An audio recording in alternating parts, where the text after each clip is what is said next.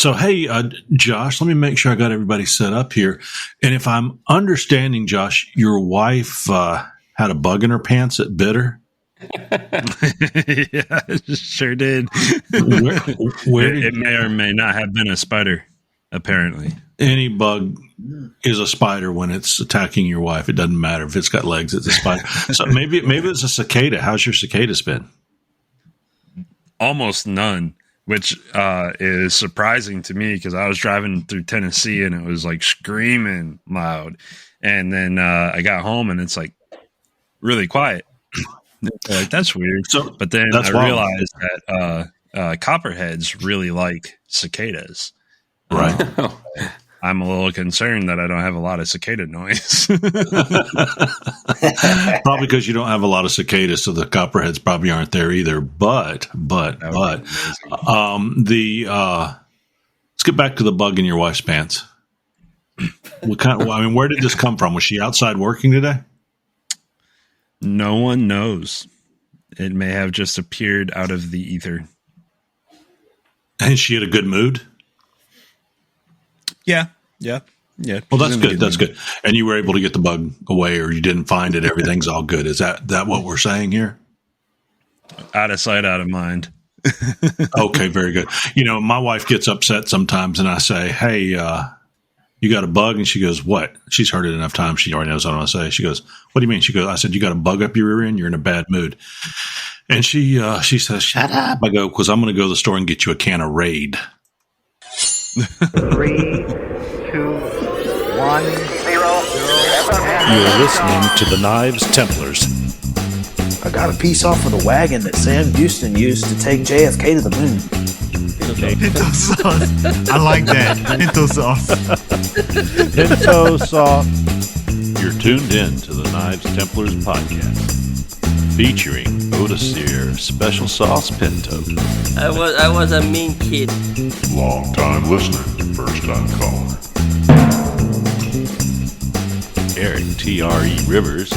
Holy crap, I built something. Mark Vasallo. There would be a lot of places I would launch myself to. Chip Shegman Carlisle. We've had a raccoon come through the screen door down in the family room. And presenting the individual creative stylings of Jason Fry.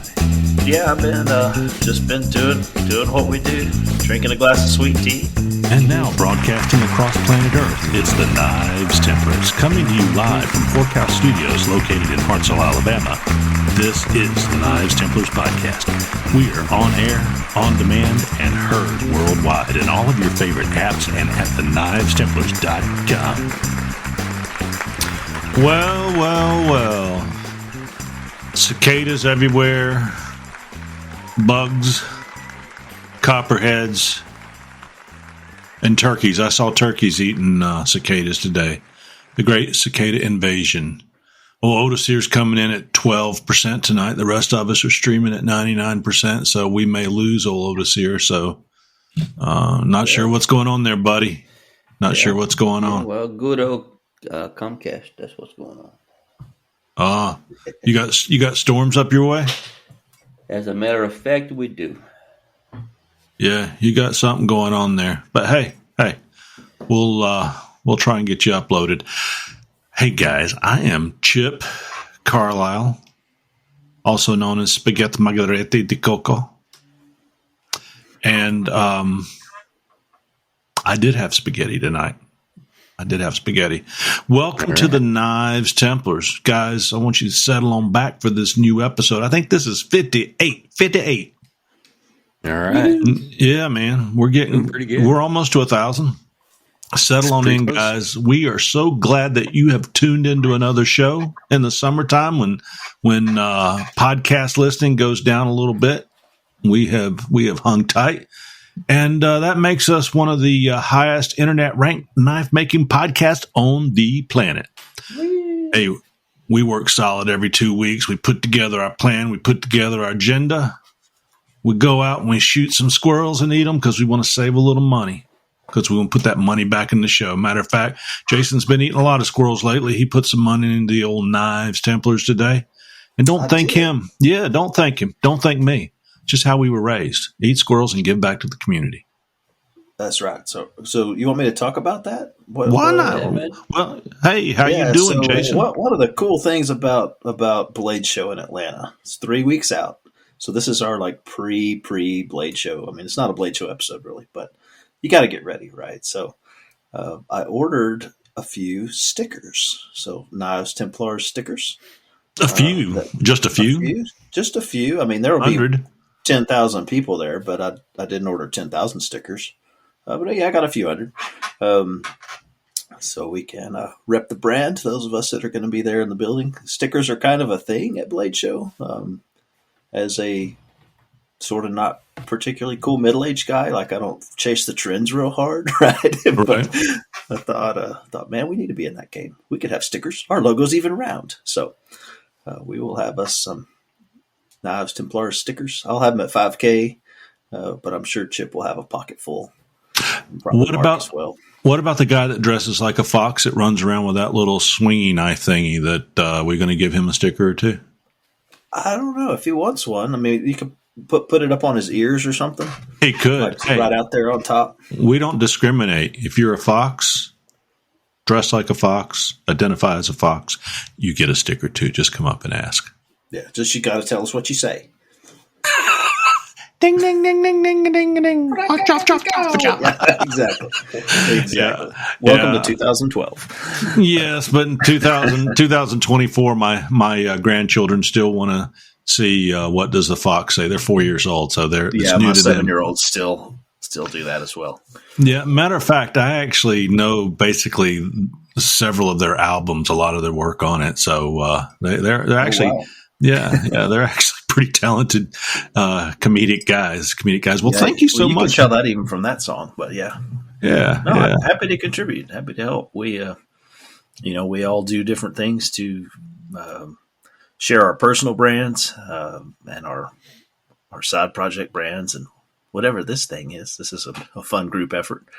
Well, I'm practicing my slap chop. Hi, this is Chip from Slap Chop. You slice as you die. You put a potato in, slap one time, you got potatoes. You slap 2 times, you got more potatoes. You slap 3 times, you got more potatoes. You get yourself a ShamWow. While you're at it, pick up one of these Jason Fry knives. See, I still got some work. I got some work to do. You can fine tune that a little bit. But I'm bringing my ShamWow, my Slap Chop, and what do they call it? The grindy that grinds cheeses and all that other stuff. Okay. If I can get it done, I'm actually bringing a tobacco cutter, so like a big cigar cutting cleaver.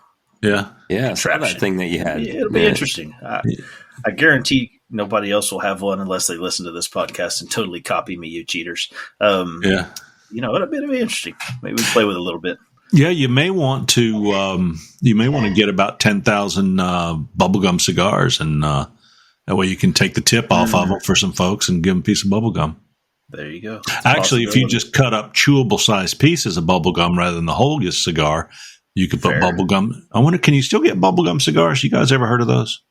No, I have not. I assume it's a thing, but when we were kids, if Dad had a baby, he gave all his friends cigars back in the olden days, and all the kids got bubblegum cigars. I know they're still out there. Right. You guys context under which I would think they would be. Yeah. Yeah. Soda's here. I had chocolate cigars. You had a chocolate cigar? That's way better. Yeah. Interesting. Huh. Milk or dark chocolate? Milk chocolate. I'm a dark chocolate kind of guy. You look bitter anyway, so you're good. And white chocolate doesn't mean a thing. It's just bleh. I don't even know why they call it chocolate. Right. Yeah. It's not the same. I saw this week that you can buy. I haven't had a really good white chocolate. Okay, I'll see if I can grab some before I go to Atlanta. Hey, there's a place in Baltimore called Revs, R-E-B-S, Rebs Chocolate. It was my wife's mother's family owned that, and I order dark chocolate buttercreams for her several times a year from there. So Rebs chocolate. It's or Rebs candies. It's a family business from way back. It was sold to someone else, but they still have the recipes and such. There you go. There you go. Looks like Eric says he's a no-go. Yay, having a new job. I'm still getting used to this. So Eric was out doing his new job. He's a merchandiser, and he was out working in the field today. I'm going to wait and let him tell you about his wonderful new job, but he's tied up on that. Otis here, you're up to a blinding 10% uploaded. I can't wait till we do this tonight. How are you doing, brother? Well, hanging in there. Yeah. Not much I can do about that. No, look. Yeah. Now I'm down to 9. Yes, you are. Well, we'll see what happens. If I end up dropping, you know what happened. So. Yeah, I spent 6 hours editing this podcast to cut you out. All the parts where you messed, where you went dead. But it's going to be fine. It's going to be fine because I will be in. There you go. Yeah, I will be in Destin, Florida this week. Got plenty of time to edit a podcast if I have to, but I'm sure we'll get it done. Mark, Mr. COVID, hey. Mr. COVID. Yeah. How you doing? You got COVID? I'm here. I'm alive. You sound verklempt. You got the kofifi? What's that? You got the kofifi?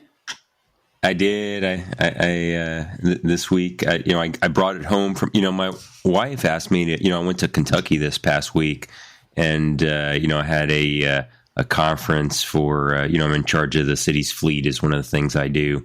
And, so it was a government fleet expo up there in Louisville. And so my wife is like, it's horse country. She's like, hey, would you bring me home something? And then, well, that's not what she meant. You don't believe I have in store for you. I didn't mean a virus. She wanted a bug for her pants. That's right. Now, she didn't want a bug for a virus. But yeah, so, and now everybody's sick. So I don't think they have, I think they tested negative. Welcome to the club. As for myself, I know I had it at least twice that I can remember, maybe more, who knows? But I had for sure twice. So, Yeah. Well, the good news is you've got a 99.97% chance of survival, Mark. So, congratulations on. You do all right. You look good. Yeah. I can see the colors in your cheeks there. Did you get all the aches and pains with it, or is it mostly just coughing, mucusy, or what? Oh no, this was worse than I've had it before. This was the worst. Oh really? It was aches and pains and shakes and fevers and oh goodness. It was all the things. It was the full Monty. Yeah. With those shakes, you could have practiced your serrated edges. There you go. Well, I was thinking about sanding, and then I could just put my hands down and then they would just shake really fast on the blade. But no. So I do see that Jason Fry did find the double bubblegum cigars. There you go, Jason. Yep, they do exist. I think he's going to order a box so that he can cut them off with his cigar cutter and give pieces of bubblegum to people. I just might. Although, like, little pieces of pre-handled bubblegum, would you chew one if, like, somebody was handing out, like, little slices of bubblegum? It's a social experiment to see who will take them. Yeah, it's a social experiment. Oh, I take it. Yeah. Hey, people quick, can guess what it is. Real quick. Here you go. Oh, gosh, I can't say it out loud. I'll text you. I'll be right back. I've got something you can get do. that knife out of the oven. I'll be back. Otis here's got to get his knife out of the oven. It's all right. He's only up to 9% right now anyway. Here. Josh, how are you doing while I text Jason? Doing good, man. Doing good. I've been driving around for work. I was just in Hazard, Kentucky, home of the Dukes of Hazzard, scanning some pretty awesome race cars just yesterday. And that was pretty neat. I started my preparation for Blade Show just in the nick of time to possibly get some knives done by the time Blade Show rolls around.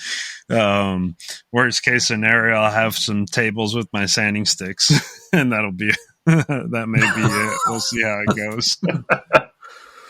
Well, but it's going good though. Tomorrow's the birthday, so I'm going to, instead of being productive and finishing knives for Blade Show, I'm just going to be forging a bunch of stuff that I want to forge, as opposed to making progress towards knife completion.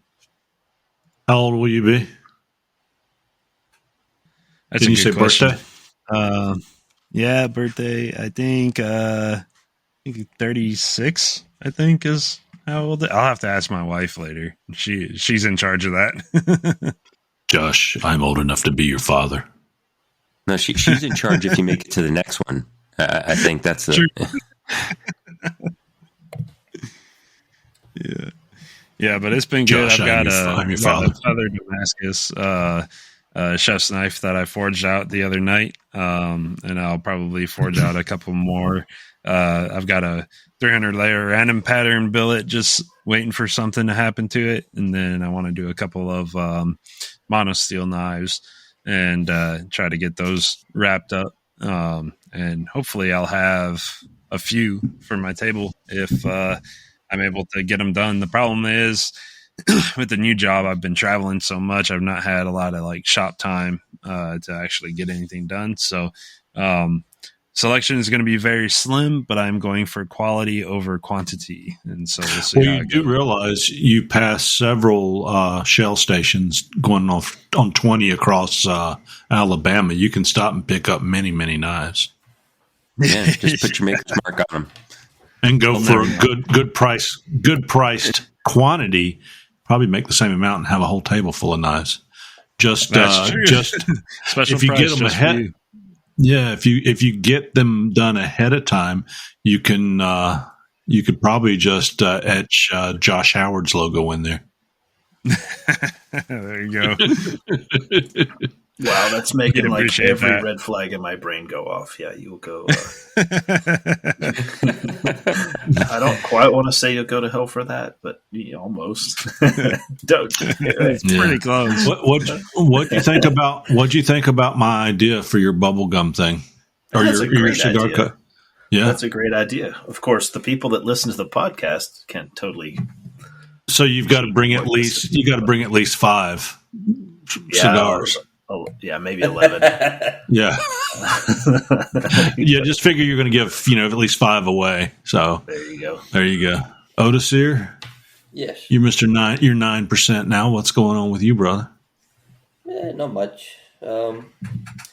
Enjoying my my press, learning how to work with the thing. It is not as easy as I thought it was, but it's not so complicated as some people made out to be. But having fun. Yeah, when I was talking to Dirk Lutz, he was showing me the press that they've got, and it may be a Coal Iron Works or it might be a Clark. It's got a big kind of a triangle base at the bottom, and it's probably about 6 or 7 feet tall. The press sets on the base, which is kind of a triangle and flares out. I'm probably narrowed it down to I think Coal Iron Works makes something like that, but he did mention there's a learning curve. I think Jason and Josh have also mentioned that to me as well, especially with when steel gets thin and the things you have to do and go to the hammer. But I was going to get a Coal Iron Works, but a good friend of mine, Josh, I actually listened to him for once, and I'm glad I did.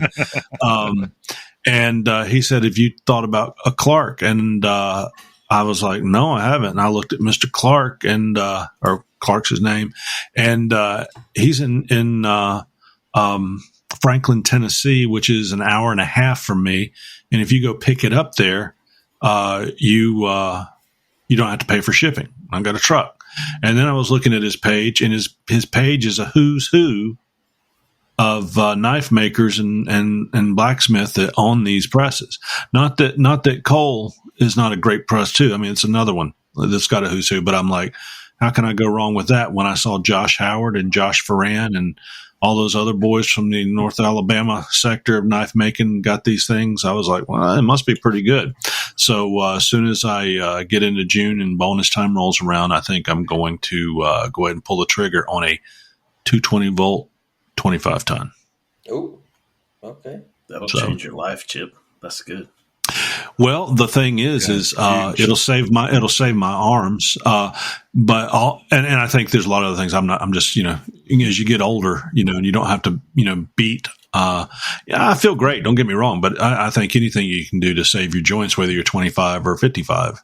You can entertain your grandkids smashing stuff too. Yeah, exactly. Yeah. And just so you know, your money is going to come from not from knives, just smashing non-knife things on YouTube with that thing. With all the most definitely. I'll be putting a channel together, ismashthings.com. But the interesting part is that this is such a good deal financially, has nothing to do with Knives Templars, has nothing to do with anything. I'm just another knife maker buying this thing, and I can't believe what I'm getting this thing for. So all I can tell you is if you're in the market for a press, go out and look at the Clarks and get a price on what it would cost to pick it up versus ship. I think shipping's $700. So, and he crates them up very well. I saw his shipping and everything, but again, I saved $700. That's a good deal. That's a lot of. If you wait till the Alabama Forge Council conference, he's usually a vendor there. You might be able to pick it up from him right there. Well, maybe I can't wait that long. That's true. It's September, so it's beginning to look a lot like Christmas. It's 90 degrees outside. So there you go. Hey, you guys been to knivestemplars.com? All the time. I have. All the time? A real nice logo that I was thinking about making into a sticker. There you go. There you go. Well, guys, it's out there for you. You can stay up to date on the things we're doing. You can see videos of me. Maybe old Josh Ferran will make a video of himself. We can put out there sometime. But additionally, you can find things about our sponsors and such. So guys, go out and visit knivestemplars.com. So we got some hot topics, questions, discussions, and all that good to talk about tonight. Just real quick around the corner. What's everybody drinking? I'm drinking water and lemon powder drink in a water bottle. All right. I've never done that before on the show. I've never done that. A glass of sweet tea as predicted. Sweet tea, yeah. Got a whiskey ginger ale. There you go. Yeah, I've got a little bit of social lubricant in another cup over here. There you go. Otis, there, you drinking a Buzzball? No, the usual little. Yeah, you're at 8%, Otis here. Right. Corona piss beer. You drinking that piss beer? Yeah. You shove you a little lime in there. Good stuff. No, just making fun of Mark and his COVID. Mark, you're drinking herbal tea. You got it. I got drinking lemon straight from the bottle. That's right. I just poured the whole bottle in here. Yeah. And, lemon ginger tea is the drink of choice tonight. Good for you. Good for you. So sounds like it's going to be an interesting show. We're drinking interesting things and talk about interesting. I need to tell you guys about TR Maker, tr-maker.com. That's where you can find them. Since 1980, TR Maker has offered high quality and fast service from Istanbul, Turkey, to every country in the world. Check out their line of knife making tools and make your job easier and more precise. You can't do without the products once you discover them. I can tell you that. I've been using them a lot lately. They are good tools. Also, let me tell you about Redeem Steel. RedeemSteel.com. They are made up of craftspeople of all sorts, blacksmiths, bladesmiths, metalworkers, woodworkers, leatherworkers. They use their talents to build homes for the homeless, give water to the thirsty, feed the hungry, and share the good news of Jesus Christ. And so much more all over the world. Redeem Steel uses the works of our hands and the words of our lips to make a lasting impact on those that we serve. We're going to see them at Blade Show 24. Hey, let's move on to something new.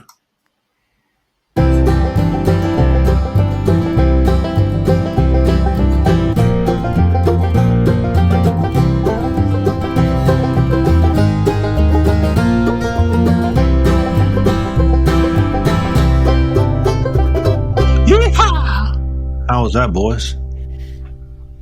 Good stuff right there.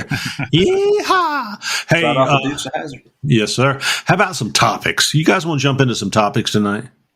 Yeah, let's do it. Always. All right. I got one this week. I got some questions and some topics. This was a question, and I threw it in the topic section. But Brady he says that how should I price my knives? Now, I've seen his knives, so I'm just going to keep quiet about that. They're good knives, but I'll just, let's look at just somebody throwing, how should I price my knives? I see knives for several $100s, and I also see beautiful knives for $200. What gives? ? Shoot, I see beautiful knives on like Etsy for like $60, right? I mean, yeah, they're just as good. They're just as good. And maybe just as pretty on the internet. That's right. That's right. Right? So this is we've talked about this before, I think. This is a really tough question, and everybody struggles. Before we answer that, I did let you guys, I'm going to let you guys know we had somebody from Pakistan. He requested to join the Knives Templars today, and I did a bad thing. I had my first reject. I just didn't want the infiltration. I'm sure he's nice people. It's not the people. It was just, the knife aspect of it. So I hit reject, and I felt some guilt after I did that, and I couldn't go back and get him back. So, and approve it. It was gone. So I just had to let it go. I don't know what I would do again. I love everybody, but it was just, I saw Pakistan and I saw a bunch of ads coming our way. Mm-hmm. And there you can that's a tough one, because there's got to be good craftsmen and people like us, or people that work hard, that try to make a good product, but they just get lost in the mix over there. They do, and so it's hard. I want to say it's hard to discriminate, but because that's the real actual word, but it's tough because discrimination's hard. Yes, and we also have to realize that the folks there, and we've got off topic just a little bit, but the folks there, well, maybe not off topic because we do talk about pricing of knives. The thing is, a lot of those people that making these knives in these sweatshop conditions, and maybe working for a bigger boss who's actually making the largest percentage off of the work they're putting in, they're scrapping by, just able to put food in their mouth, or I don't see anybody that looks rich or doing well in those shops.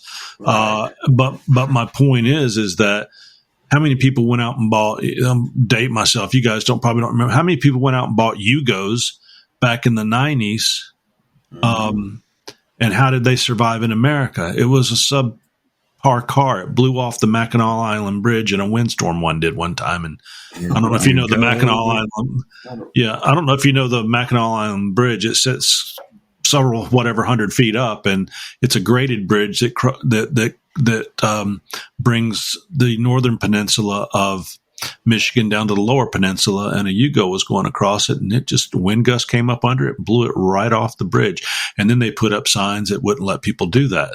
So, Josh, do you know something about this? Oh yeah. You got the northern mitten and the southern mitten. You got drive across. You were doing the fudge is the best fudge you'll ever get. Yes, you were doing the shape of Michigan. I see there. Yes, whenever up my Michigander gang signs. Oh, that's right. I forgot. You're from Michigan. Yep. What part of Michigan again? Remind me. East Point, 8 Mile and Gratiot. Oh man, I worked at that. Yeah, I worked at 8 Mile and Evergreen, but I lived up at 14 Mile and 14 Mile and Livernois. Yeah, that's what it was. Mm-hmm. Yeah. So, when did you leave there? How old were you? I left to go to college in Tennessee, and so 2006, I think I left Michigan, and went to Tennessee. I was there for 6 years, and then I've been in Alabama for 12 years now. So you and I, from 92 to 2008, I lived in Michigan. Are you telling me we just lived a few miles apart? Yeah, yeah. Holy cow! My dad was in Hazel Park at like 9 and John R. Yeah, and we went. I think I know your father. I think I used to.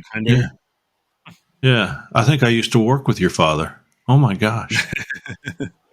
Unless you were doing printing. I did. I worked in printing. Wow. There you go. No, I worked for a company up in Troy, and then went up at Auburn Hills. Yeah, so we lived just on the borderline of Warren and Sterling Heights, and then I moved up to Clarkston after that. But hey, enough of that. We're here to talk about knives, and a lot of good knives do come out of Michigan. So, anyway, pricing knives. Price of knives in Michigan versus rest of the United States, or just pricing knives. I say throw out an atrocious amount of money, and if it sits there for a while, slowly lower your price. Take it off the market, slowly lower your price, and you'll find your own equilibrium. Right now, I've thrown a knife out online for $2,800. And I'll probably get $29 when the bidding war starts. But I'm joking about that. Notice he's looking at me funny. but he's like, I won't even say it. But honestly, I think knife making is really, we need to do two things. Get as much as you can out of your knives. I don't have a problem with someone throwing $1,000 on a knife, and I hope they get it. The thing, and I know some guys here on the podcast that have sold knives for many thousands of dollars. But the thing is, don't undersell your knives. That's the worst thing you can do. I can't stand when I see $200 knives, especially if it's $500 quality. Exactly. I mean, there are $200 knives, but you have to. Or the other way around, yeah. If you got a $25 imported knife with a $500 tag, that's bad as well.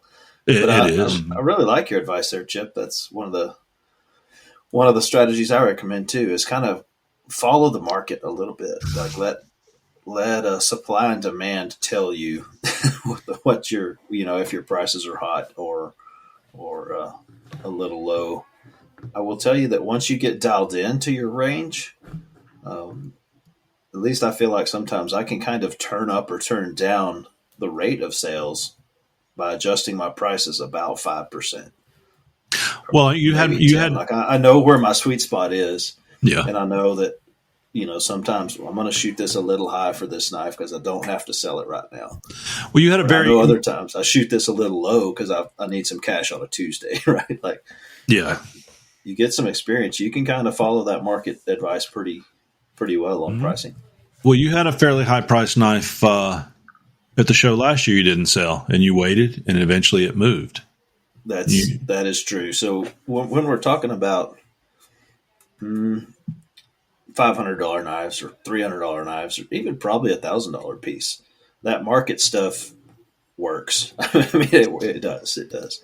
But when you get into stuff that's beyond the reach of the average person, right?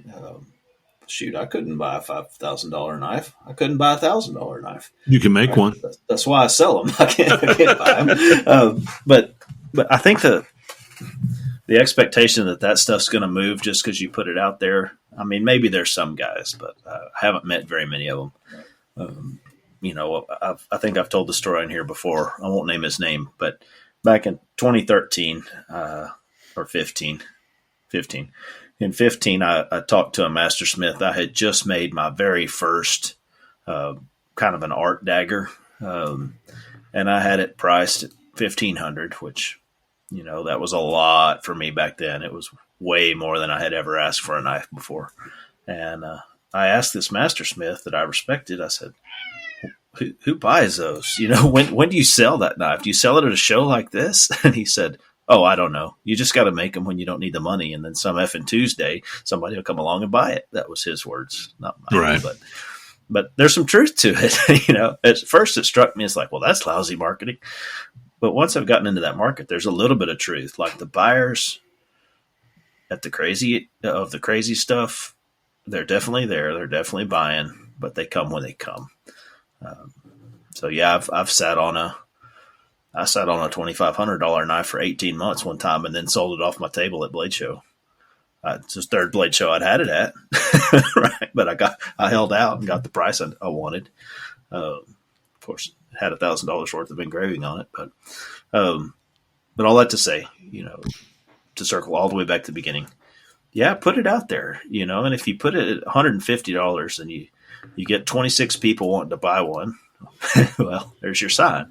Or if you put it at Yeah. $600 and it sits there and there's crickets, there's your sign, right? You can follow the market some in that standard knife category. Yeah, and when you first start making knives, you know, you're going to have to build your name. I don't have a name in knife making. Otis here's building a name. Jason certainly has a name. Josh has a name. You know, you look at Jason, he's got some commercial knives out there. Plus he continues to make, some very special, blades out there. They're very historical referenced.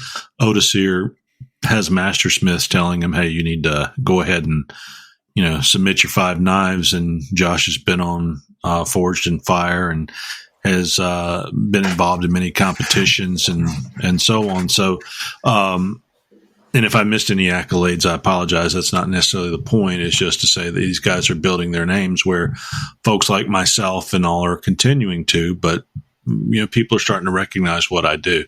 And when I put an atrocious dollar figure out on a knife, I may not want to sell it. That's why the price is so high. That's fair too. That's fair too. That's how I sold my highest knife was, like I didn't want to sell it. And, had a collector come out to me and I had sent it to Sharp by Coop to get some photos taken, and he reached out to me. He's like, hey, I really like that. I would really like to buy it.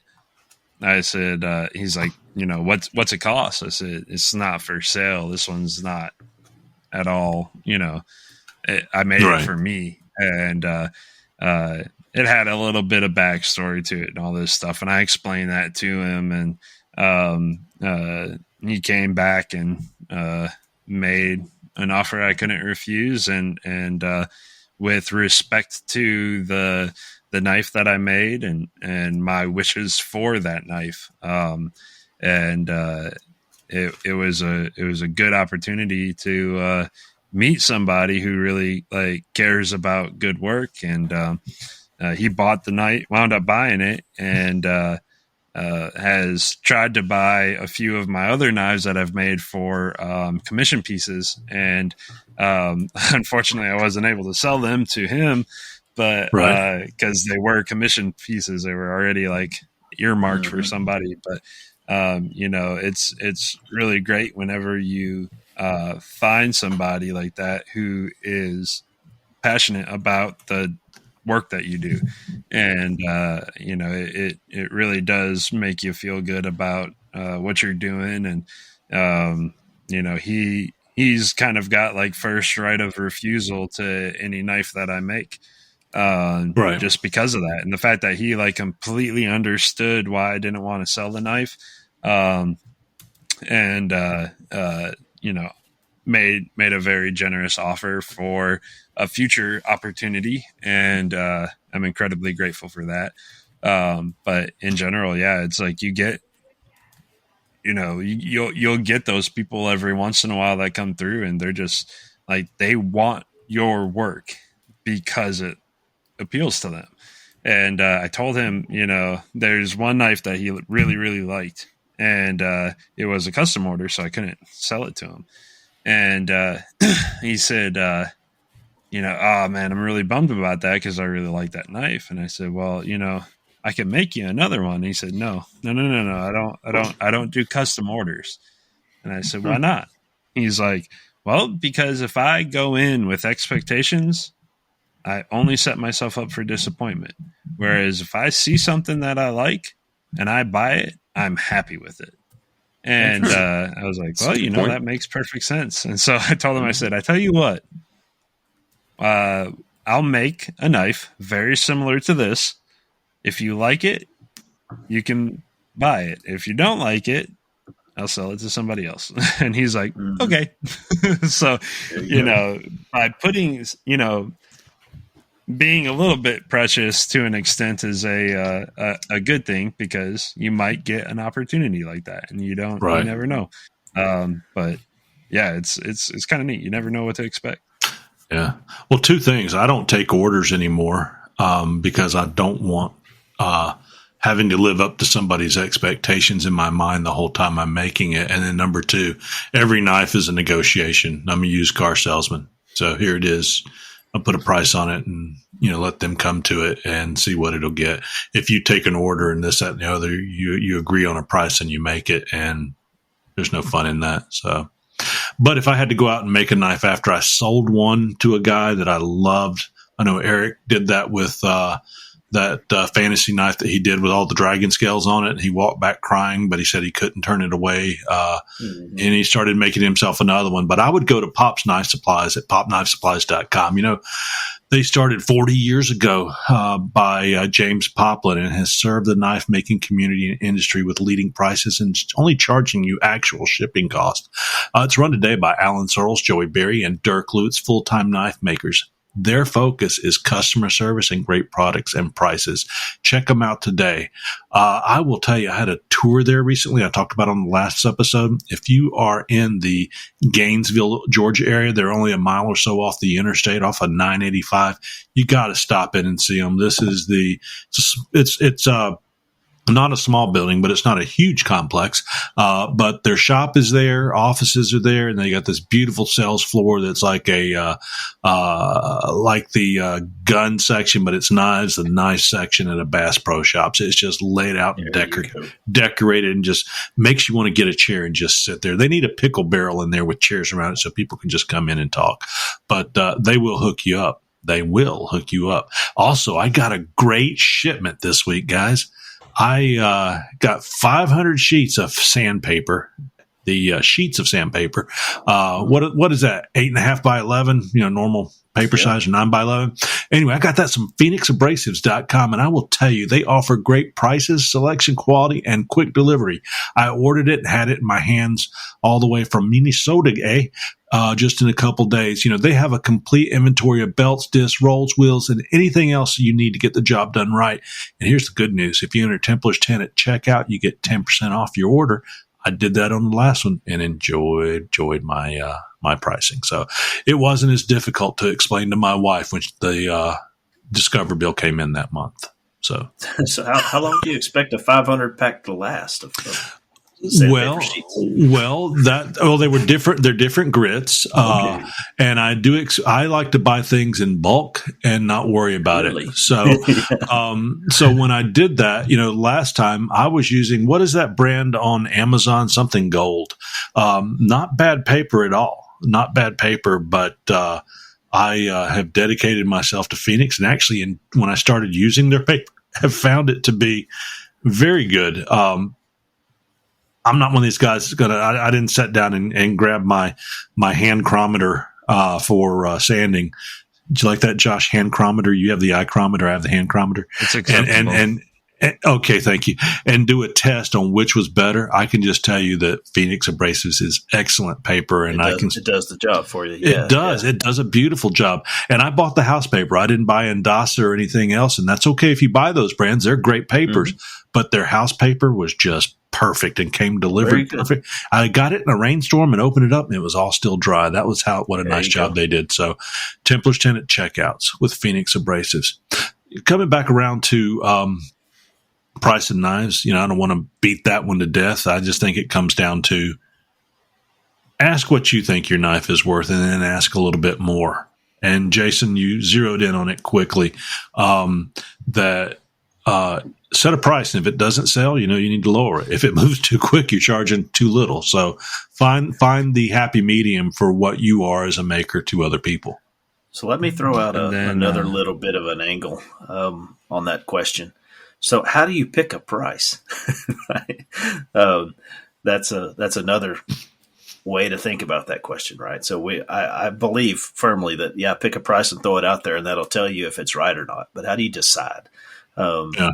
So I personally run my stuff at kind of a shop rate. Like I ballpark the number of hours, and that includes, belts and electricity and all that. Like I don't spreadsheet my knives to get to a $46.2 an hour kind of deal. No, I don't care that much. I don't want to do that.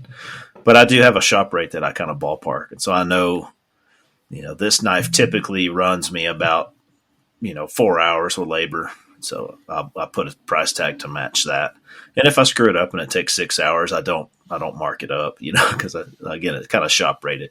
And thinking about it, there's not really a 4-hour one. That was a bad example. I saw Josh's face be like, "What?" Are you doing? 4 hours. My God, 4 hours. I mean, that's just the tempering time there, buddy. Well, no. So the reason I came up with that number, so for a while there, I was having some knives water jet cut, and then I was sending them to Peters, and I could take a hardened blank to finished in 4 nominal hours. That's a little different. And I say nominal because you don't count like 4 hours for the glue to dry itself, right? I kind of just ballpark it on hands-on. All that to say, if you're good and capable and honest with yourself, some sort of an hourly rate makes a little bit of sense, right? Right. A knife that took you 6 months to make might cost a little more than a knife that took you 6 hours. It should, you're putting more labor into it. So figuring out some way to price that way is legit. Josh? Yeah. What, to that point, like having a shop rate or something, just understanding like, how many belts you go through and this, that, and the other thing, understanding your input costs, your material costs, and then like, your time spent working on it. If you can, one of the things that very wise businessman once told me that like, in general, if you can, like, if you have absolutely no idea what to charge for a knife, going into this, obviously you want to be aware of the quality of work that you're doing, but in general, like your inputs, all of your cost, times 3. If you can make that much of a profit over your input costs and your time, then you're doing that's kind of like a good ballpark to kind of get you into the area. And like Jason said, man, like the market will set itself for you. And you'll find too that market will also evolve as you evolve as a maker. So, in general though, like, if you can get all of your costs times 3, that's usually a good sign that you are in a profitable venture. If you are losing money based off of your time input, or you're using damage steel and you're charging $100 for a knife or something like that, like you're you're not even getting your material covered at that cost. Like, that's one of those things, is just be realistic too about your inputs. I mean, if you're doing this in any way to make money, if you're losing money because you're not accounting for costs that go into making the knives, it's not going to work, So you're not making money at it.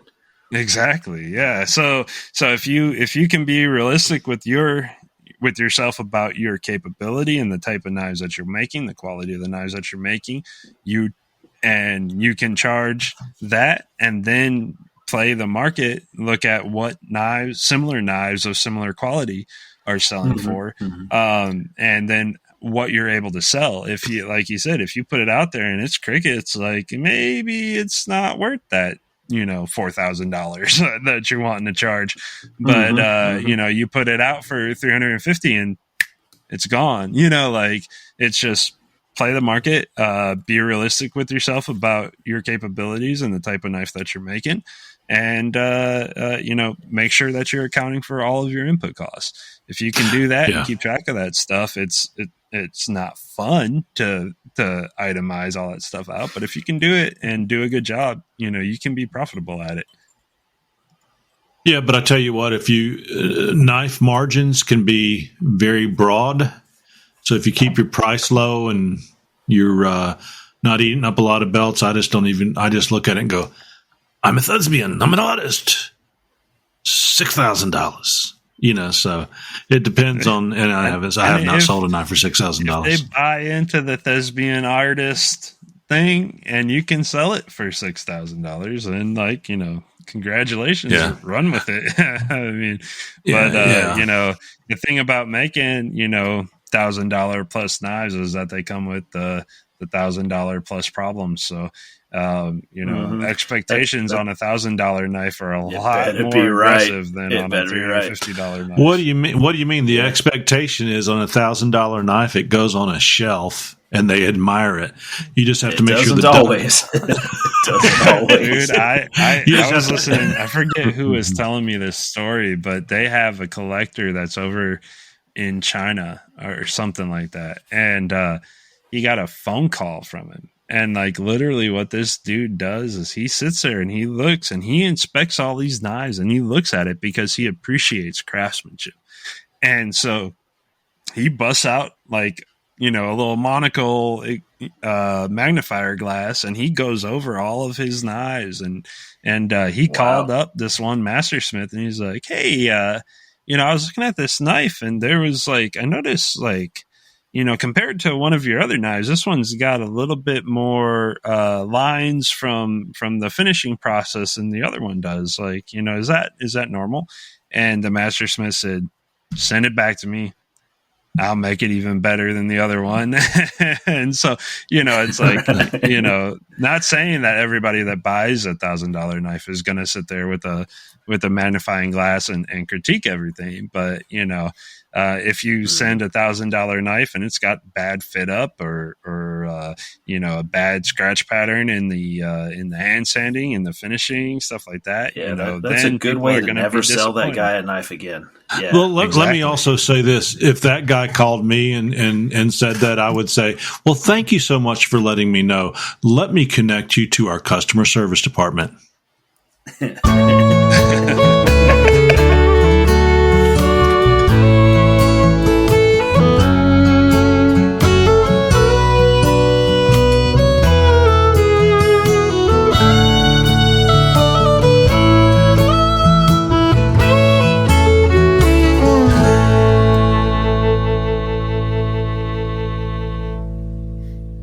And 6 hours later, I would come on and say, hey guys, have you been to Ameribraid.com? Ameribraid grinders and accessories are wonderful. Ameribraid owners, Eric and Kevin, developed one of the best grinders and accessory and tools on the market. Take a look at one of their 3 packages, the Mastery Foundations or the Get Grinding, to see what's right for you. When you call Ameribraid, you're going to speak with one of the owners guaranteeing the best service around. They won't put you on hold like that. I would. They offer great parts and accessories. And if you type in Templars 20 at checkout, you're going to get 20% off parts and accessories. That's an amazing offer. Enjoy it now before it ends. So that explains why my complaint wasn't submitted through the Knife Templars phone tree. Yes. I've just been on hold this whole time. There you go. That's right. I just put you on hold. Eventually they hang up. So, no, I can agree with that. And we don't have to beat this one to death, but I do agree. And no, I don't sell $1,000 knives. I've sold some, but my typical price is in probably the $400 to $600 range that I can command. And, I don't care if they beat them up. They bring them back. I'll build them another one. Yep. So one more little angle I wanted to bring out on that. Josh mentioned if you build a Damasteel knife for $100, yeah, there's some pricing that goes along with using premium materials, right? My typical way to do that is I'll ballpark the knife on hours, and then I'll add about 1.5 times the cost of the special thing. That's just me. Because if I crack that $100 set of Mammoth, I don't get to pass that on to the customer. I take that risk, right? I did that last week. It sucked. So there is some premium that goes along with working with the high-end materials because the risk to the maker is pretty high. So again, that's kind of my strategy is if I'm making what would be a $500 knife, but they want a $300 piece of Mammoth on it, it might come out at $950 or something, Yeah, because I'm taking quite a bit of risk to use that material. Absolutely. And that's worth the hours it takes to do it well. So yeah. Got another question for you. I don't have the name here, but it says because they've got foxydude@hotmail.com. I didn't even know Hotmail was still alive, and I don't know who's Foxy Dude, but anyway. Maybe it's the guy from Blade Show. I just thought it might be. I don't know. But anyway, Hotmail. What's the best knife sharpener? ? Budget friendly, midpoint, and best. Ooh. Maybe I guess you can have 2 shows on that. Well, I think we can get the budget friendly one out of the way. Just go out and get yourself a gosh, help me out here, guys. Harbor Freight Diamond Stone? No. The little controlled angle one. Oh, the Work Sharp? Skin onion? No. Oh, a Lansky. A Lansky, yeah. Go out and get you a Lansky. You can get the regular set or go out and get their diamond stones. You don't have to. Mm-hmm. And those will make knives that are sharp as razor blades. You just go very sharp. That is yes. Those are good systems. It's a great system. Slow, they're sort of a pain, and they make a sharp knife. They've been around since I was a kid, probably since the 70s. And you just if you if you get a Lansky, I suggest getting a little stand with it. Or unlike I built a little stand to slide the Lansky clamp into. There's a block and a tree limb and a screw in it, and that way I could just set it on the little Lansky clamp on that, and it holds it just fine. But I used Lansky for the first year and made incredibly sharp knives. And the only thing is, don't go out if you're going to buy a Lansky. I would say you can invest in the diamond stones; they're just fine. They're perfect, but I wouldn't get their little Lansky leather honing tool. Just get you a piece of leather and glue it to a board and strop it that way. No need to buy the little expensive little leather one they've got. Mark, you were going to say something? What do those run now? About $50 probably? $50 and probably another $30 or so for the diamond set. For the diamonds, yeah. I'll tell you one thing that for new knife makers that are getting started and they get a Lansky. Probably the number one improvement for me for that is set your bevels with set your secondary bevel with something else before you start on it with your Lansky, because I just started grinding at that thing, with on my unfinished edge and tried to make my secondary bevel. And once I started doing that, either with my 1x30, I would just run it, put a quick angle on it with a 1x30 on both sides, and then go to Lansky. It probably cut an hour off my sharpening time. For sure. Now you tell me this. You know how many hours I sat there with a Lansky putting a new edge on a knife? Where were you? That's why I quit using a Lansky, honestly. I'm with you, Chip. I did that exact same thing. And if you're new, your edge is going to be too fat. I'm just making sure. Right, exactly. So if you're trying to grind 30 thousandths worth of hardened stainless or something, especially with the natural or non-diamond stone, it's going to take you till Tuesday if you start on Saturday. Can we call that a Templar's tip? Because that's the best news I've heard all day. I've still got some Lanskys that I'll pull out and sharpen. So if from here on out, even some of those dull blades that people give me, I always take things to my belt these days. But with a Lansky, which I do keep, grind that baby down. On your 1x30, 2x42, or your 72, grind it down and then go to the Lansky. Mark, you earned yourself a Diet Coca-Cola or whatever you drink at Blade Show. I will invest in that. And you have to realize that's like a $30 16-ounce bottle of Coke. So it's a major award you're getting. Yeah, Blade Show. It's kind of experience. It's kind of expensive at Blade Show. I want you to steal another shot of that blueberry moonshine. There was no moonshine at Blade Show. That would be illegal. He doesn't know what you're talking Blade about. Show. Yeah. So I made a passing reference to a Harbor Freight Diamond Stone that I want to circle back to. I'm holding one in my hand right now for those. Yes, you are. Oh, yeah. I've seen that there. I love making fun of Harbor Freight. There's stuff there that's just total crap. This is actually a pretty decent piece of thing for the price, so I have no problem recommending it. So what it is a little plastic block. You got to get past the fact that it's made cheap, because on top of the plastic block, it's got diamond plates. Okay, so the plates with the diamond impregnated or whatever.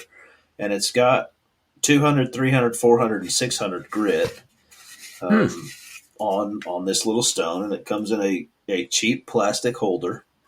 And yet, I keep calling it cheap, but it works so darn good. Like, it's a decent diamond stone, and it's like $12 or $14, right? Yeah. You put up with the crappy plastic, but in the end of the day, the actual functioning part works really, really, really well. But not for a new knife. I wouldn't put my initial.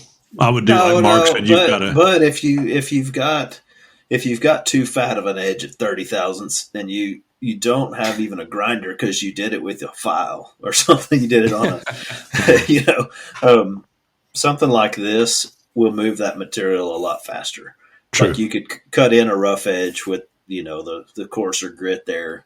And I think it's a viable option. You would still want to tune it out with something else. But you could use the $14 Harbor Freight survival knife with fishing hooks and other survival tools inside to hone it down to a razor sharp edge for practice. Heck, And so that's another sharpening tip. Whatever you do, whatever you sharpen with, do your wife a favor or yourself a favor and sharpen all the cheap knives in your kitchen.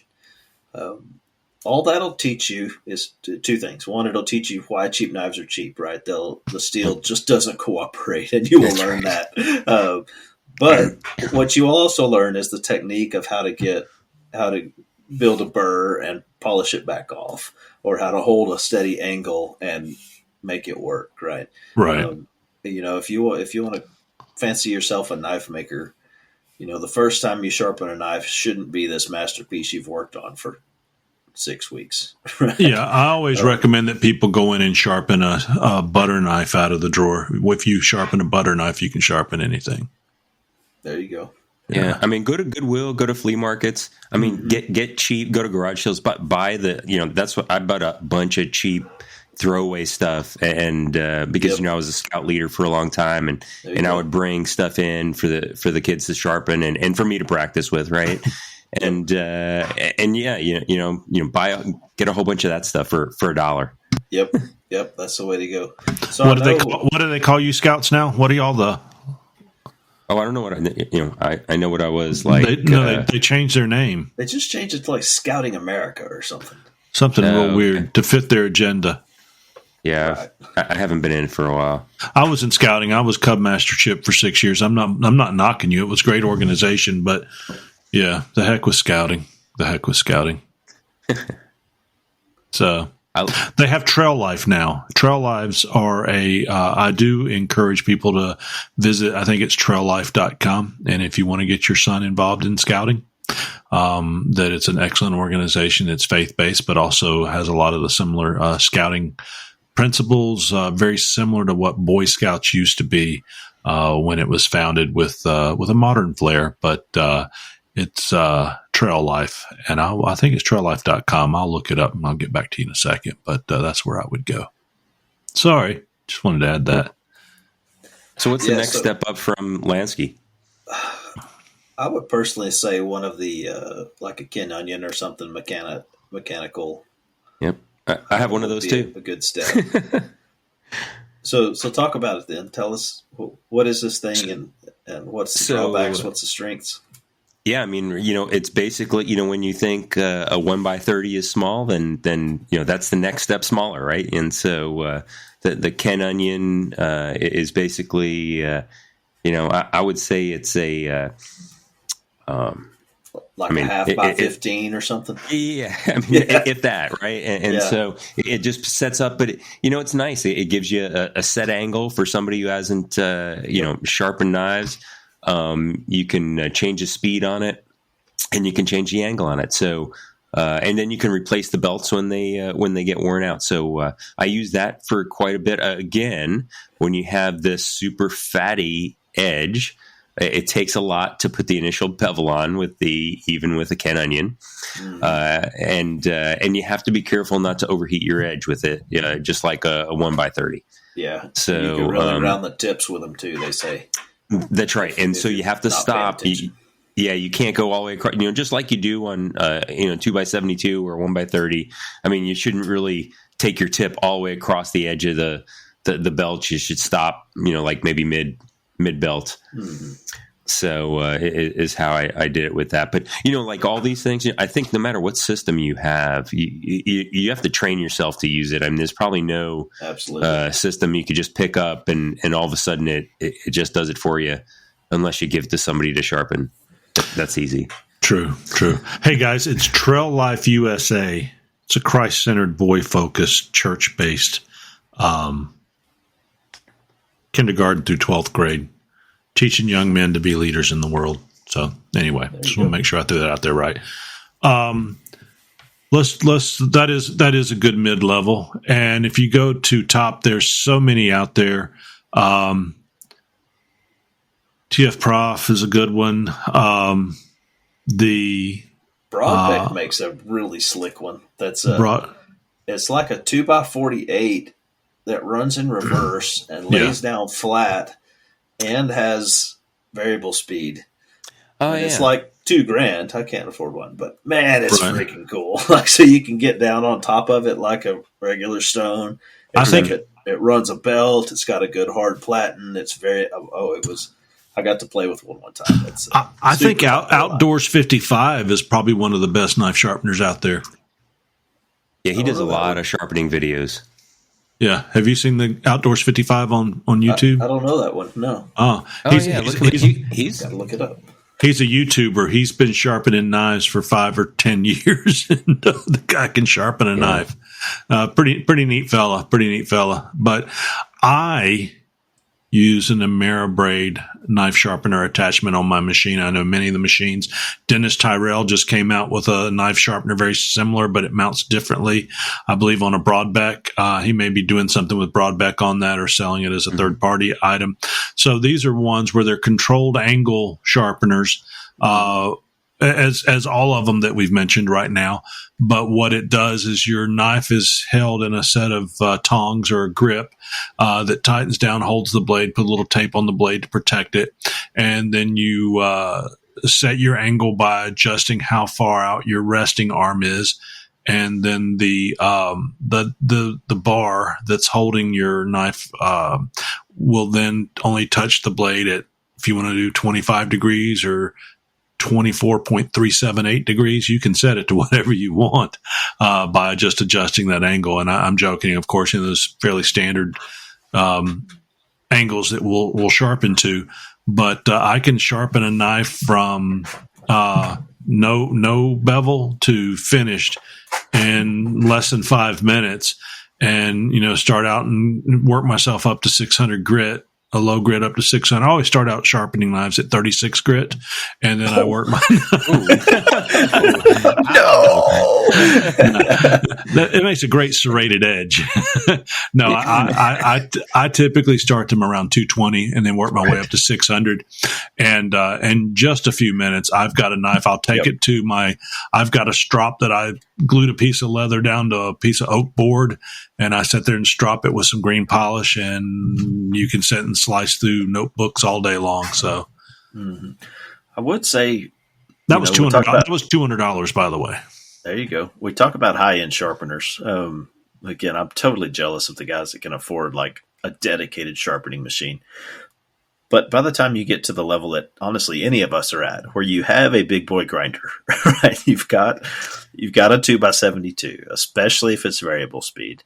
But honestly, even if it's not, you need to learn to sharpen on that. And again, go back to your wife's kitchen or a flea market and get a bunch of stuff you can run, and it's okay because there's a little bit of a learning curve. Yeah. But I learned to sharpen on my Craftsman 2x42, so underpowered and stupid fast. And I could still sharpen a knife by learning a light touch, right?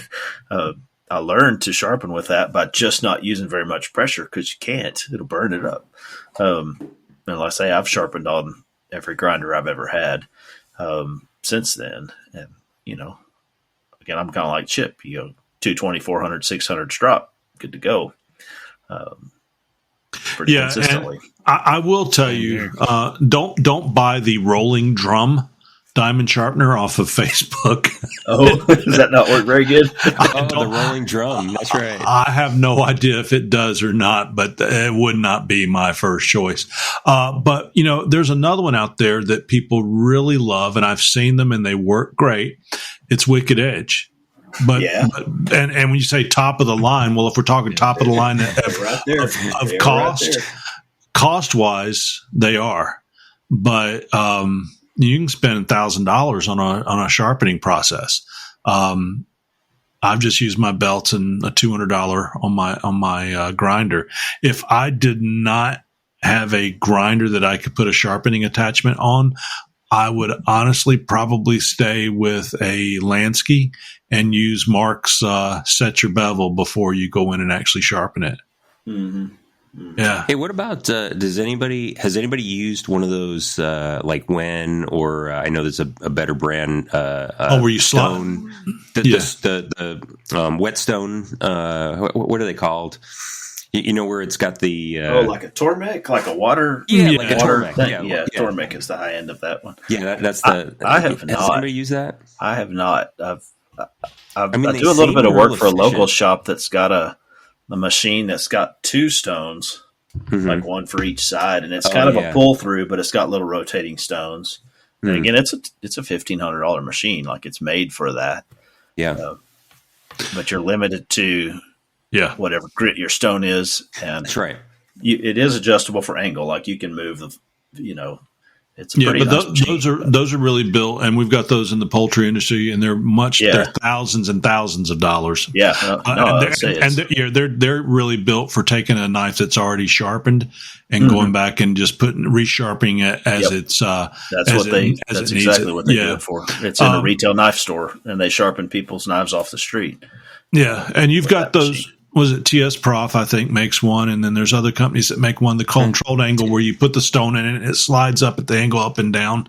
And, you can get those I saw them for $100 and something on Facebook, up to, several $100s, many $100s, depending on the brand. And I think they work just fine. But in my world, it's basically doing the very same thing a Lansky will do. It's just fancier looking. So, if I'm using a 220 grit stone on a Lansky or 220 grit stone on an $800 controlled angle grinder, I'm going to go with the Lansky every day of the week. Besides, their replacement stones are pretty cheap. Like the Tormek are those, they're geared down, so they run very slow. Yeah, and they run a wet stone, like a water bath kind of stone. They're supposedly pretty high end. I've seen them online. I haven't personally messed with one, but knowing what we know about sharpening technology, it looks legit, right? So if you have a stone moving slowly with an angle setter and a water bath, that covers a lot of your potential problems. I think it would probably work very well. What do you use? Oh. Who are you asking? What does who use? I was asking Otis here. What do you use to sharpen your knives? Magic. Yeah, I mean, by the time I get to the sharpening point, it's been sharpened long before. He grinds out almost to a zero edge. Yeah, after I'm done heat treating it, I will convex my edge basically to already sharp. Yep. And all I had to do afterwards is just a quick touch up on my canned onion, and that's it. Gotcha. If you look at any of my knives, you're going to see where the edge rolls into the cutting edge with a micro bevel there. So. That's what I would call a traditional ABS style. Honestly, Bill Moran liked that, where you convex like the last quarter, 3/16 or quarter inch of your blade. Yeah, you do about quarter, so that by the time you get to sharpening, you're already sharp. Yep. I mean, it only makes it tricky when you're hand sanding it. But but wear some gloves and you'll be okay. Yep. Well, Sharpening Knives is brought to you by knife-wood.com by Oleg Bashkovit. He makes some of the greatest stabilized woods in many different colors and wonderful burls, and he ships them from Russia to your home. Once you use his products, you will be sold on its artistry. And if you're whacking your steel, you need to go out and invest in Majestic Forge. You can find them at majesticforge.com. Majestic Forge manufactures gas forges ranging from 2 to 5 burners, and with many different forges to choose from. We are sure that you can find a Majestic Forge to shoot your needs. I really screwed that one up. To suit your needs. Did I tell you that I saw Bob Dylan using a Majestic Forge? I believe I did, so they can't be bad. If the great Bob Dylan, a celebrated what award did he win? A Nobel Peace Prize in poetry? Yes, he did. I'm sorry, you guys all look like what? Yeah, he won that a few years ago, and actually, that's what Bob Dylan. He went, what? He goes, I sing songs. And no, you get the award. So if he's using one, they can't be bad. Go out and visit majesticforge.com. Hey, do you know who else makes sharpeners now? I saw advertised. Who is that? TR Maker. Didn't you see that? I said TS Prof. Yeah. Oh, did you? Oh, I didn't hear you say that. Yes, TR Maker makes a wonderful, wonderful one. It's one of the ones I was mentioning where you buy the stone, similar to like a Lansky, but it's like the super Ferrari professional version of a Lansky with all the.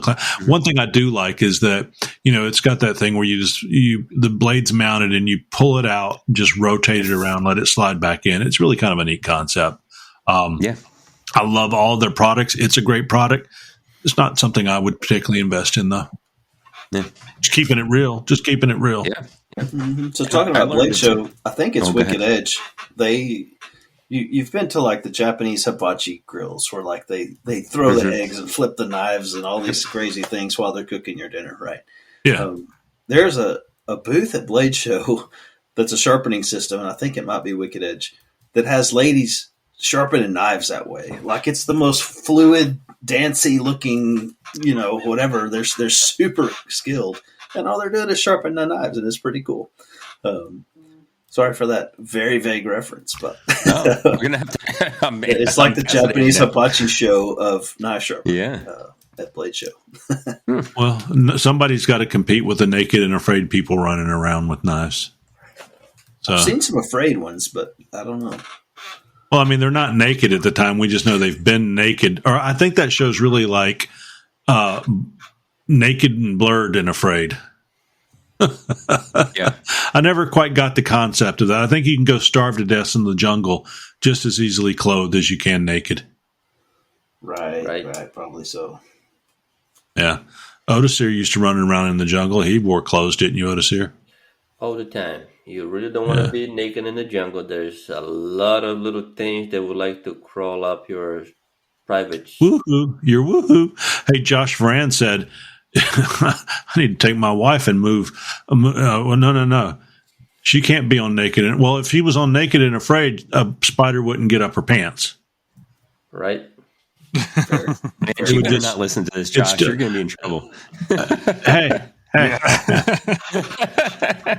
Maybe her knee's not well enough that she can chase him down. I was just thinking about. Now, I will say, run faster. I will say, all of the people that were on the show, especially the women that were on the show, if they came up to me in public or at Blade Show and said, "Hey, I hear you were knocking our show." Let me just say something very quick.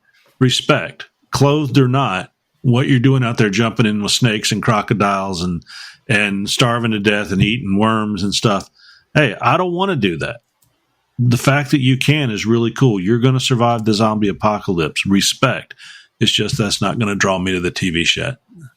If it's going to draw me to the TV, it's really just got to be Ghost or Bigfoot shows. That's all I ever watch. I would say there's another level of, I've talked before, I think, on here about Forged in Fire doesn't make you anything. It doesn't make you a knife maker. It doesn't make you famous. It doesn't make you, there's been 1,000 people on there now. But I would say the same thing about those other shows is that if you have the talent to parlay that into something, right? If you become the Naked and Afraid lady, well, good for you. I mean, that's some decent marketing. That's better than many people. And in this day and age, if I want to be the Naked and Afraid lady, I can. I can be the Naked and Afraid lady. Right. In this day and age, naked and we would be afraid.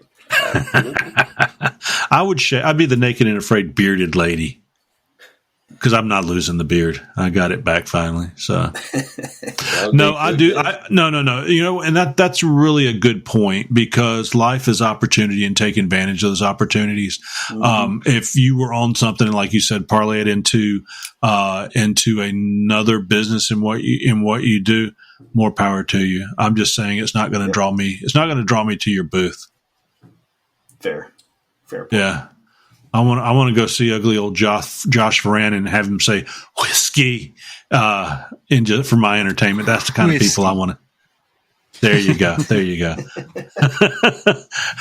Or I want to see Josh Howard in his dirty old hat on while he's sitting there selling some of the most beautiful pocket knives that can be made. So, you know, I want to see Jason Fry and his bris machine that he'll be bringing to Blade Show.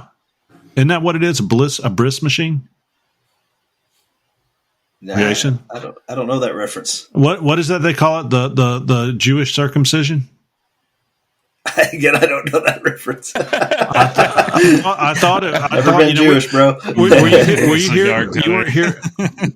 You weren't here when we talked about making a knife for that. I was not on that episode, I don't think. I think it's. Let me see what it's called. I've got generally any old knife ought to probably. Yeah, it's called the Jewish bris. The bris, or the Brit Milah, is a Jewish ceremony that involves the circumcision of a baby boy on the 8th day after birth. You could tell everybody. I didn't know there was a special knife. Well, you've got a machine that does it. You've got the antique Jewish bris. So that if somebody, is a good guess. Well, so since people that want to come guess, that'd be my guess. I'll be throwing it out to people. It's a bris machine. They go up and you go. He just keeps telling people that. But let me tell you this: we didn't get to talk to you guys about this on that episode. I think you were there, Mark. If someone asks you to make a bris knife for them for a Jewish ceremony, they're going to cut off some little boy's woohoo. The end of it, anyway. Would you make that knife, Jason or Josh or Otis here? Of course. I mean, I have to see what it looks like before I. Yeah. What I would do, I'm not opposed to making that knife, but I think what I would do is that I know an actual Jewish knife maker. Yeah. I would refer that one out, I think, would be my final answer.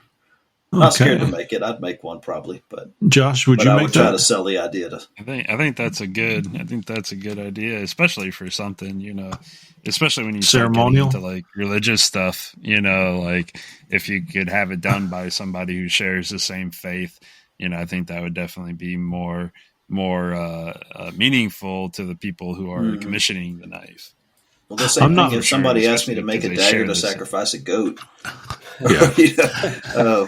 You know, I don't ask people what they're going to do with my knife when they buy it, for one. But if they called and said, "I want you to make me a dagger to sacrifice a goat," I would say no, and I probably wouldn't even refer for that guy. Well, it's just kind of weird. I personally said no to the bris knife. I wouldn't make the knife for the bris. That wouldn't. That's not me. No, not going to be responsible for that. So I'll make them a butter knife for the dinner afterwards or something. So there you go. The good thing is you wouldn't be responsible. They would. Exactly. So if I wanted to get some supplies to make a bris knife, the first thing I'd do is go up to Maritime Knife Supply. You know, they are at maritimeknifesupply.com. And to get great products and service in Canada and internationally, you just need to check them out for great deals and service. Steel, abrasives, handle material, kilns, grinders, and other tools and equipment. Know that Maritime Lawrence is going to provide you all of the wonderful things that you need to make wonderful blades. And also visit the Rivers Experience. Our very own Eric Rivers, who's working late tonight, from the Rivers Experience. He can teach you the finer arts of knife making at his website, as well as on YouTube and TRE Workshop on Facebook. Join in the fun with community video instruction and live online events. Meet the great Eric Rivers at Blade Show this year. He will be there with Go-Go the Gorilla on his 3-wheel go-kart. It's going to be fun. Giving out balloon animals in the shape of Eric Rivers. Go-Go will be making those. Be there, be square. So, guys, I'm going to start winding her down here because my wife said, "You are helping me to pack tonight, aren't you?" I said, "Yes, baby, I'll help you pack tonight." Because you're going to Florida? Florida, and then I've got to get some. I've got to get some tequila and some triple sec and some lime juice and some limes and some salt and it's gonna. I got to get that stuff so I can get it all loaded up and get it down there. There you go. We are actually traveling tomorrow too. We're going to Colorado, about 7 hours. Ooh, we're in Colorado. We're going to Colorado Springs to the Air Force Academy. All right. My son is graduating from their prep school. So year one, he got his appointment today. So he has officially made it into the real Air Force Academy. Yeah, congratulations! That's an awesome accomplishment. It's a big deal. We're going up. We're going up there for his graduation. Interesting. In fact, my wife's father taught the Academy Prep School for a few years. Okay. Yeah, that's cool. So, I didn't even know it was a thing until my kid was involved. Oh yeah. Have you made a knife for his number one guy that like Otis here made for his guy? I have not. My son hasn't asked me to. If he had, I probably would have. But over the course of the years, it seems likely that I will make some Air Force involved piece. Yeah.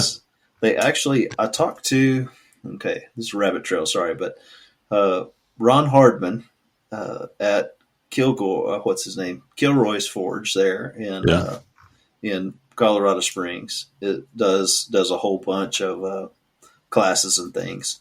And he has worked with their mechanical engineering department to do a little bit of metallurgy and forging. He actually helped them build a forge that lives at the academy. That's pretty cool.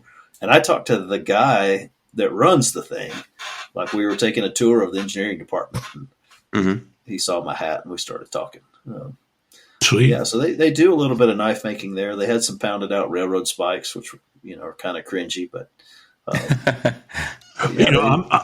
I'm thinking there's decent odds I'll have a kid that'll end up in a class, and I may end up being a resource. So, you mentioned railroad spikes. I've got a 5-gallon bucket full of railroad spikes that people just felt I needed them, and I kept collecting them. And when I get this press, the first thing I'm going to do is turn 3/4 of them into steak turners and just give them all away or sell them for $50 or whatever. Because I figure on a press I can make them quick. So you could always turn those into high carbon steel, which you would know how to do if you came to the guild meeting, but you were over there being Mr. Miyagi. So yes. So before I talk about that, hey guys, go to Broadbeck Ironworks, broadbeckironworks.com. Ryan at Broadbeck, he makes one of the best grinders. It's a versatile 2x72 on the market. They offer build your own and fully assembled painted grinders. The Broadbeck 2x72 has easy to assemble bolt together design with the capability to run a belt vertically and horizontally with little changeover time. If you're just starting a shop or looking to expand your current grinder capabilities, look no further. They offer a full line from basic chassis to full capable variable speed models. And if you put in Templars 10 at checkout, you'll get 10% off your parts and accessories from broadbeckironworks.com. So, I've felt so terrible because you were out there taking all of that trash metal and turn it into a high carbon piece of steel. And I looked at the pictures, and just so everybody knows, Josh is talking about he did a demonstration at the Alabama Knife Makers Guild, which Mark belongs to as well. And and I saw the pictures and I was like, man, I certainly wish I was there. Josh, if you do another Bloom or do something like this at your shop or at the Forge meeting you have, please let me know because I will come down to it. But I want you to talk about that briefly. But yes, I had a gentleman. I've seen this guy grow up since he was in 6th or 7th grade, and he's graduating. He graduates medical school tomorrow. He'll be a full-fledged doctor. And he had really wanted to make a chef's knife. So I committed to that because he moves to Kentucky where he'll be doing his, what do you call those doctors when they go into the residency? Residency, yeah. He'll be doing his first residency up at the University of Louisville, I believe. And he's going to have to go quick. So I said, well, listen, let's just go ahead and do it now. So we spent 3 hard work days, and he turned out a very beautiful knife. He was very talented, has a lot of raw skill in grinding and such, and turned out a beautiful chef knife. Thank you for that. And he did about 90% of the work, and it looks in sections like a first knife.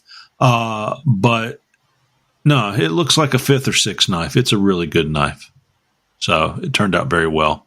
We did stonewash it, and ferric and stonewash just to hide some of those first knife things that you might see on knives, and they did a good job after we sanded them out. So it turned out looking really good.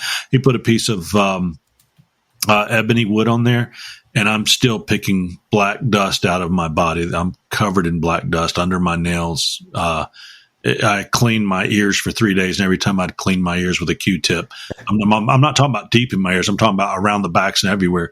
They just come out black. So that's ebony sucks. It's when you sand it sucks. Great knife handle material, oily wood. Great. Yeah. Oh yeah, but it sucks to grind on. But tell us about that, because that's really cool. That's what we need to bring to the show. Tell us about what you did at the last guild meeting. Yeah, so I had set up to do an Oroshigane or Hearth Steel demonstration. I learned this process through Emiliano Carrillo, Sun and Stars Forge on Instagram, and he was super helpful to get me into it. And through doing this process, I've learned a lot about forge welding and how it really works versus just get it hot and squeeze it together. But you start off with low carbon steel. Traditionally, it would have been off of the iron bloom that was super low carbon or just pure iron. And it was leftover stuff that they couldn't use, that they would remelt in a smaller furnace.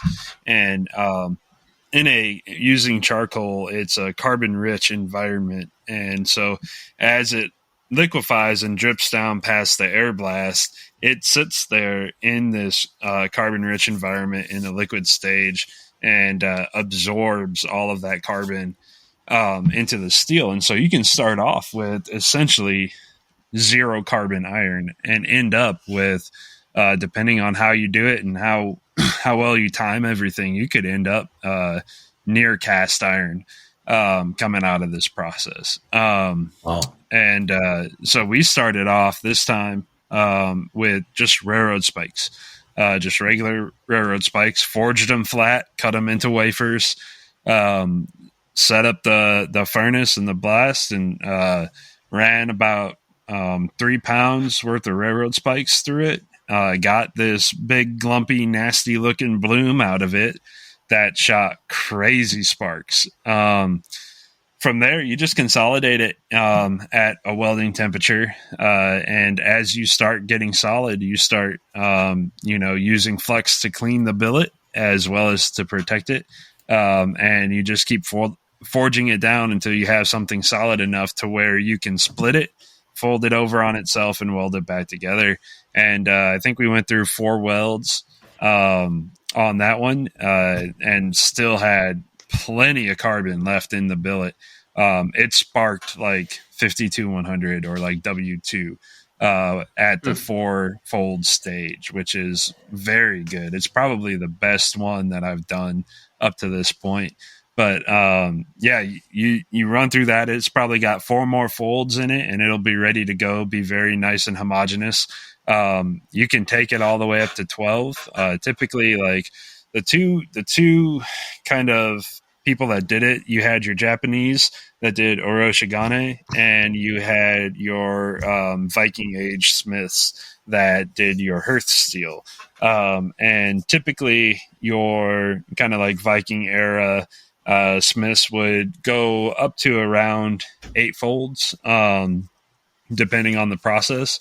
And then your Japanese would be a little bit more refined, a little more folds with it. And really, you kind of judge as you're going through with each fold, take it to the grinder, you hit it. If it's shooting sparks like crazy, you've got enough carbon in there, you can keep going. But the thing you have to be careful of is that you have to be so efficient in this process, because the longer that it's at welding temperature, you're just burning that carbon right back out of it.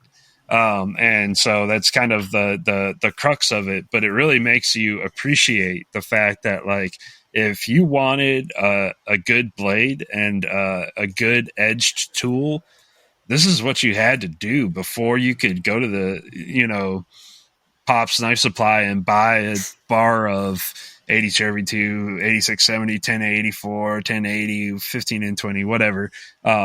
You had to do this, and it really makes you appreciate material. And because it's not a short process. I mean, like Emiliano, I watched him run through a few folds on a billet one time, and he would kick my butt. He's got it down to a science. He can run through folds and get a billet processed like incredibly fast. I am not of that speed yet. I'm getting a lot better with it. But the huge thing is that, like, you realize what you can actually accomplish with forge welding whenever you start doing this stuff, because it starts off as scabby, nasty material, and as you're running through the folds, you're not grinding anything. You're just brushing, flexing, and you've got like a cleaning flux, and then you have a protection flux, and so you can flex the billet and put it into the forge, let it get up to temperature, pull it out, and brush that flux off, and you'll watch that, like, kind of, you ever get that scale that just doesn't want to brush off? You do that. You flex it, put it in the forge, let it get super hot, pull it back out, and hit it with a wet wire brush. You'll watch that thing just like fly right off, and you end up with perfectly clean material. Then you flex that back, stick it back in the forge, get it at the forging temp, pull it out, weld it together. You're good to go. You recognize when something's welded a lot better going through this process. And when you start to see something separate or whatever, you can recognize it real fast and fix it when you see it. And so this whole process of going from this nasty scabby bloom into a solid billet is a really rewarding process. If I were to sell a knife that I make from this material, it would be incredibly expensive, just because it's a lot of time and a lot of effort to go into it. And I mean, like, I went through pretty much a bag of charcoal to get, 3 pounds of steel that after processing, you end up with maybe a pound of like usable material. And so, like I said, it really just makes you appreciate the fact that, like, when they were doing this, it was precious material back in the day. Oh yeah. And there's a lot that goes into it. And the methods at which they made it back then as well. I mean, wow.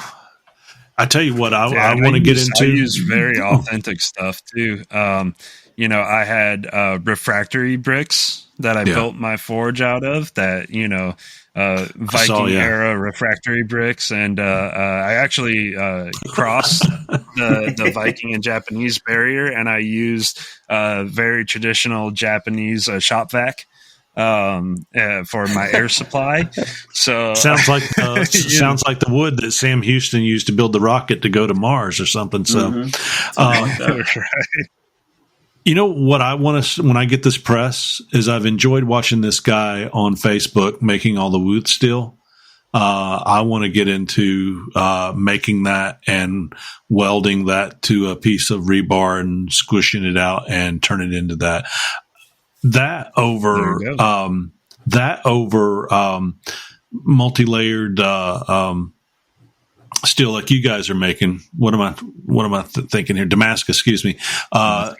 It still hasn't grabbed me yet to make it or even be interested in making it. Not that it's not beautiful. I think feather Damascus is just gorgeous, and a lot of the other patterns that you see, when you really see really nice patterns. But that wood steel, just the way it's made, and just the patterns that come out in it, that's something that appeals to me that I think I'll get into. So we'll see how it goes. That's on the bucket list. Yeah, and it doesn't seem very difficult to make. I mean, you just get your recipe right, put it in the crucible, melt it down, and then come in and start squishing it out. And I'm sure there's more of a science to it than that, but that's what I intend on learning. Maybe I'll do a demonstration someday at the Forge Council meeting. So there you go. We will see. Hey, guys, if you haven't been to housemade.us, Brian Housework, his company offers 2x72 grinders, forges, build plans, quench plates, and so much more. Go to Housemade Industrial and check out the Great Apollo Forge. What a wonderful forge, guys. If you've never used one or seen one used, you need to. It's gorgeous. Go on YouTube and look up Apollo Forge by housemade.us or their Revolution 2x72 grinders. So many great makers are using that Revolution 2x72. A lot of guys build their own from the plans, or they'll go out and buy certain parts and put it together. It's another great grinding machine out there, and you can find those at housemade.us. Hey, guys, I'm hoping this whole thing goes well. We've got Otisir uploaded to, he's up to the lightning speed of 8%. So we'll sit here and talk a little bit after we close out. But while we're closing, I want people to know that questions, comments, product reviews, show and guest ideas, subscribe and email us at the knivestemplars@yahoo.com or DM us on Facebook in the Knives Templars podcast group. You can visit us at knivestemplars.com to always stay up to date. Our episode is sponsored by the Rivers Experience, Redeem Steel, knife-wood.com, Ameribraid, and Templars 20 for parts, off parts and accessories, Majestic Forge, Pops Knife Supplies, Maritime Knife Supply, housemade.us, and Phoenix Abrasives with their 10% off using Templars 10 at checkouts. Another 10% off at Broadbeck Ironworks on their parts and accessories, just putting Templars 10. You can hear us on iHeartRadio, Spotify, Apple Podcast, YouTube, Music, Anchor, Amazon, YouTube Video, and CastBox. List of resources, suggested materials, and social media handles. You can see us at the Knives Templars Podcast on Facebook and at knivestemplars.com.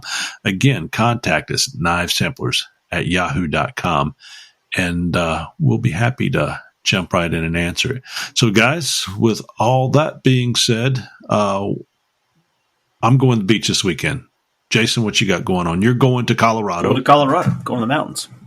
Rocky Mountain High. VMAX, you're going to be continuing to get well? Yeah, I think I'll be able to make it back to work on Monday. So, yeah. Are you making some? Are you using that new oven of yours to make hot tea? I should be. Really hot. I could have gotten a lot of work done if I had any strength to get in the shop. But well, you were drawing knives, and that's good. Yeah. So here, in fact, Otisir stuck his thing up. This is what I did. With my cutting out knife patterns. Very good. Yeah, very good. Knife patterns. Very good. And Josh, you're going to be looking for the bug that's running around your house attacking your wife. yeah, that, and I'm going to be wasting time forging knives instead of finishing knives. Yes, you are. I think I like that. This episode will have something to do with Josh's wife's bug. I won't use her name, or I won't say Josh, but it'll be a bug in my drawers or something like that. So, Otisir, you are going to be looking for some chocolate for me. What are you doing this weekend? Oh, I need to catch up with some sleep time.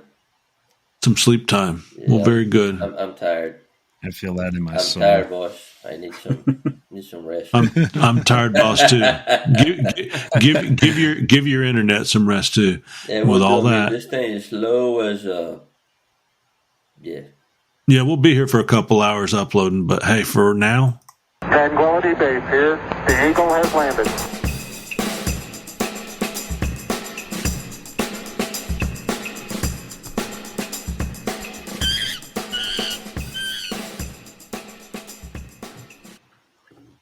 Brought to you by Porkhouse Productions. And all God's children said, Oinky, oinky, oinky, oinky. Say goodnight, guys. Good night. Good night, guys. I forgot that part there. Well, it was supposed to be a minute ago, but we did it now. So a little after show. So yeah, hope you guys get better. I got to go down. I'm only going to be wearing Birkenstocks and bare feet next week. Birkenstocks is in the event I have to wear shoes. I'm wearing overalls down, and then I'll cut the legs off and just wear overalls cut into shorts all week. Be a good look on the beach. There you go. Yep. I got to take my dog in. I love my dog. I wanted to take him to the beach with us, and everybody outvoted me, so we got to take him over to the kennel tomorrow. Very nice place, but he and I are going to have a little separation anxiety at 7:15 in the morning. Mark, you got a dog. Josh, you got a dog? Oh, yeah, I got 2.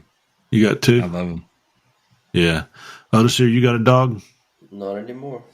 You look more kind of like a guy that's got a pet rabbit or a guinea pig or something anyway. No, I need a pet badger or something. Yeah. That would be good. Jason's probably got a dog.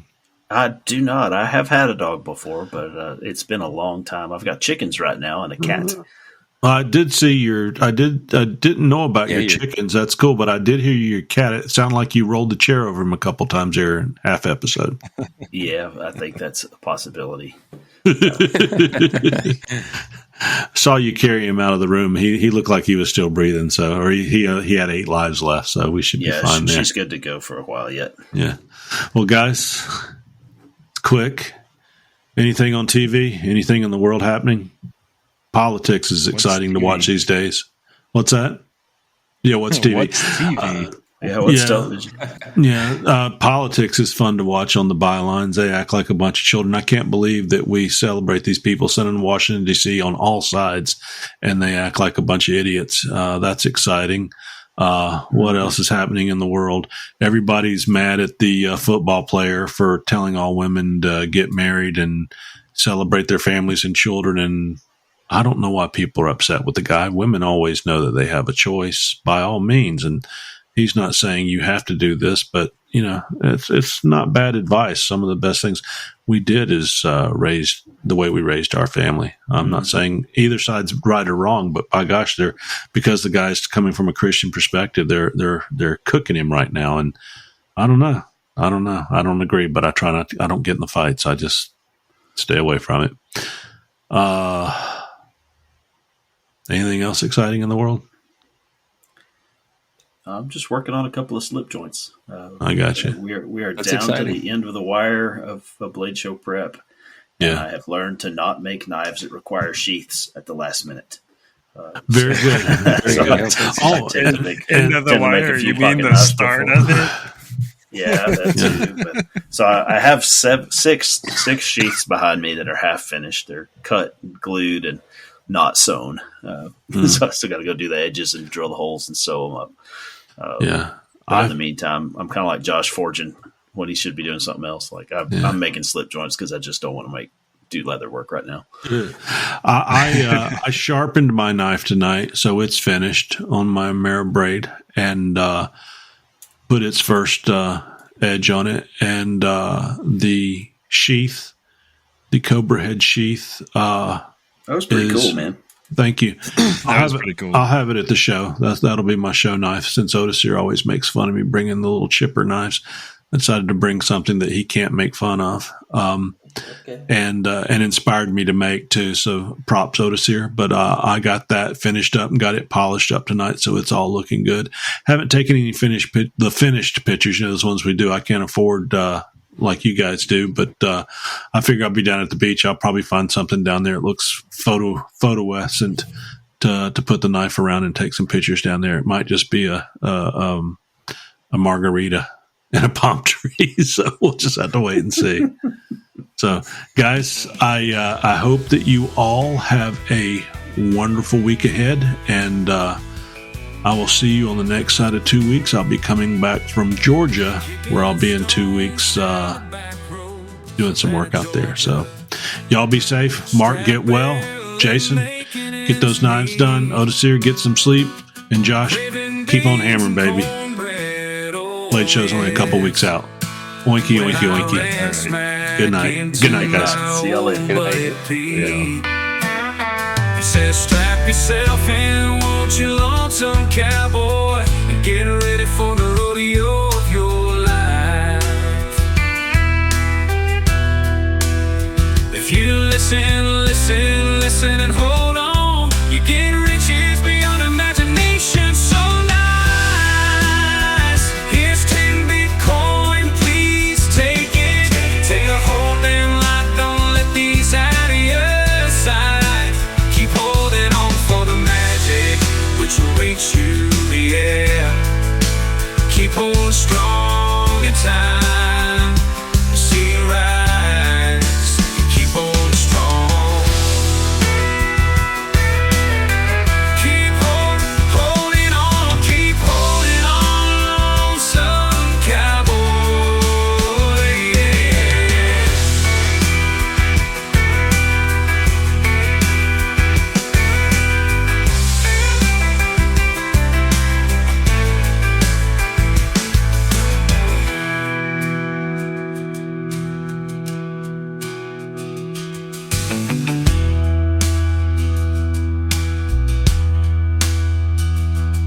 said strap yourself in, won't you, lonesome cowboy? Get ready for the rodeo of your life. With the look in his eye, like my life was dependent on his words. Hold on, you get rich, yeah, beyond imagination. So nice, so nice, so nice, so nice, so nice. Yeah, yeah, yeah. Keep holding on, some cowboy, you'll be right. Lonesome cowboy, good times round the corner. Lonesome cowboy.